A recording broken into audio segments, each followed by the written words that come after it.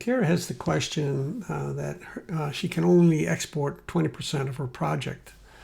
And she's taken several measures to try to figure out what the issue was. Uninstall and reinstall. I assume that's what she did with Filmora.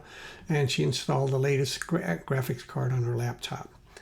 And Susie gives her a fairly good suggestion, though it's less than satisfying, because if it does work and Kara ends exporting at a lower resolution, the project is not going to be as nice as what it was when she was working on it. So I want to try to show her a different way to solve the problem.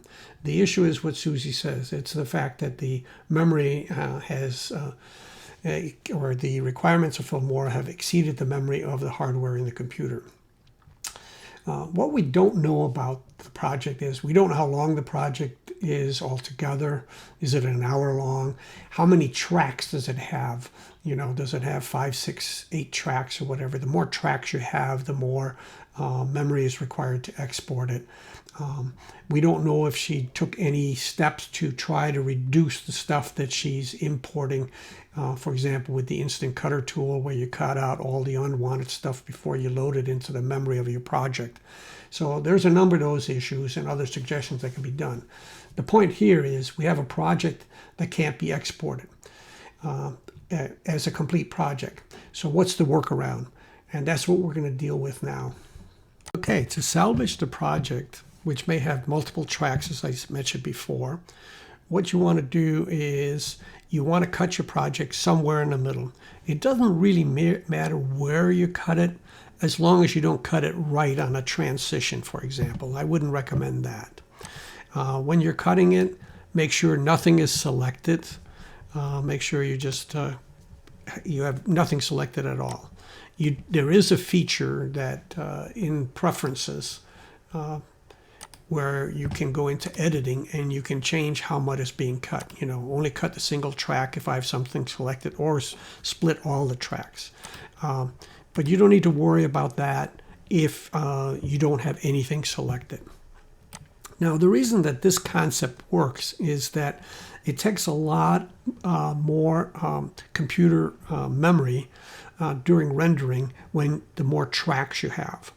The other thing that also takes a lot of memory, of course, is depending on how many slices you've made down here. I won't explain that right now because we just want to explain how we can get the project out. But that also takes up memory, and there are ways to work around that.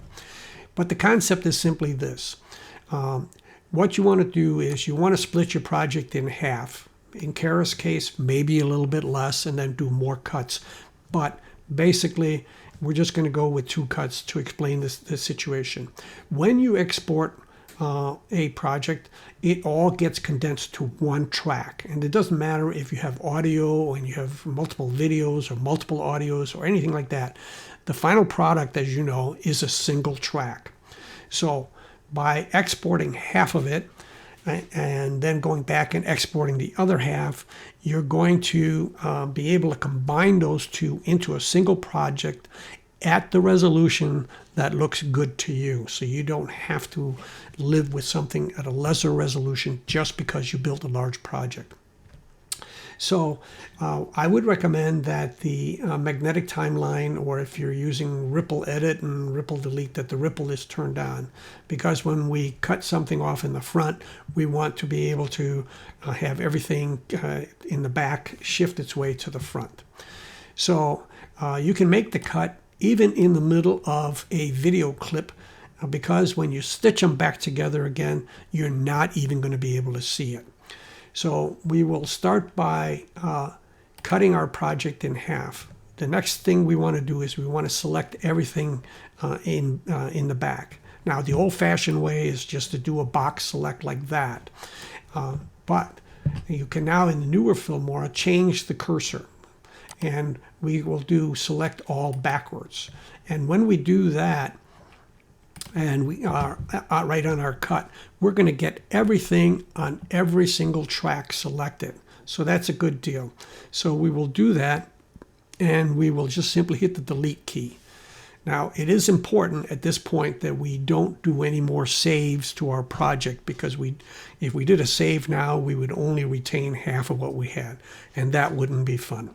So let's go back to the regular cursor. Not that it's that important, but what we want to do next is we want to export the front half. So we will export it at the resolution that we like. It's some higher resolution or whatever. You don't want to save it at a low resolution, because when you stitch it together, then you want it to be the best possible resolution.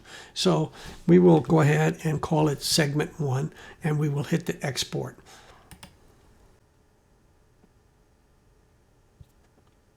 And there we go. We're just about 100% exported. And the next thing we want to do is restore the back half. And we do that with the keys Control-Z, Control-Z. And just clicking that brings that back. Now what we want to do is we want to delete everything in the front. And again, we can use our Select All Forward key and move right up here. And it selects everything on all of the tracks. And if the magnetic keyline timeline is selected, then everything will move to the front. And we're ready to export the back half, and we'll just simply call that segment 2.